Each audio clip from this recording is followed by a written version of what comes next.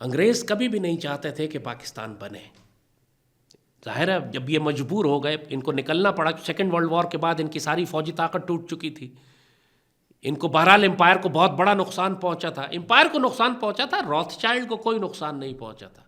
British empire के साथ जो मर्जी होता रहे, छोटी हो बड़ी हो, उसकी फौजें मरे, ब्रिटिश सिटीजन्स मरे, शहरी मरे, रॉथस्चाइल्ड को कोई फर्क नहीं पड़ता, ना ब्रिटिश क्राउन को फर्क पड़ता। ये सारे एक ही फैमिली है, आपस में सारे शैतान और दज्जाल के लोग हैं।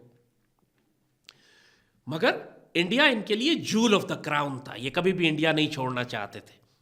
लेकिन सेकेंड वर्ल्ड वॉर के बाद इनकी ताकत इतनी टूट चुकी थी एक जानिब, और दूसरी जानिब ये चूंकि इंडिया को कंट्रोल करते थे इंडियन आर्मी की मदद से मिलकर, यानी ब्रिटिश आर्मी होती थी, उसके नीचे इंडियन आर्मी, ज़्यादा तादाद इंडियन आर्मी की होती थी, जिसमें हिंदू सिख मुसलमान सभी हुआ करते थे। लेकिन इंडियन आर्मी में बगावत हो गई सेकेंड वर्ल्ड वॉर के बाद।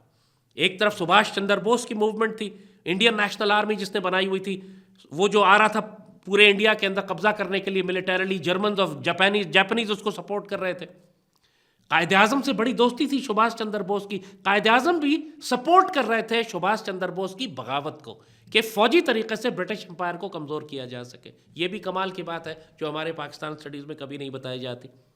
एक जानिब कायदे आजम जो पॉलिटिकल मूवमेंट चला रहे थे, दूसरी जानिब सेकेंड वर्ल्ड वॉर में सुभाष चंद्र बोस को सपोर्ट कर रहे थे, और मुसलमान अफसरों को हुक्म दिया था कि आप उसके साथ मिलकर ब्रिटिश आर्मी के खिलाफ जंग करें, ताकि ब्रिटिश आर्मी का कंट्रोल इंडिया पे कमज़ोर किया जा सके।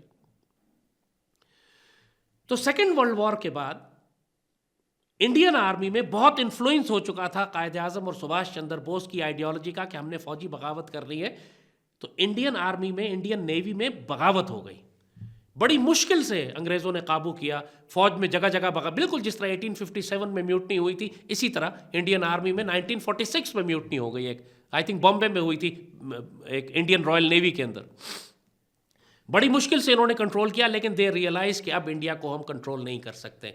और कायदे आजम ने जब ये देखा कि हालात इस नहज पे पहुंच चुके हैं, तो फिर वो एक पॉइंट आया कि जिसके बाद डायरेक्ट एक्शन डे कायदे आजम ने कहा कि अब हम वायलेंस इस्तेमाल करेंगे, ताकत इस्तेमाल करेंगे पाकिस्तान लेने के लिए। पूरे हिंदुस्तान में हिंदू मुस्लिम फसाद करवा दिया, कायदे आजम ने करवाया, इसलिए कि पाकिस्तान लेना था। हिंदू कह रहे थे हम किसी सूरत में नहीं देंगे पाकिस्तान, और मुसलमान कहते थे लेके रहेंगे पाकिस्तान।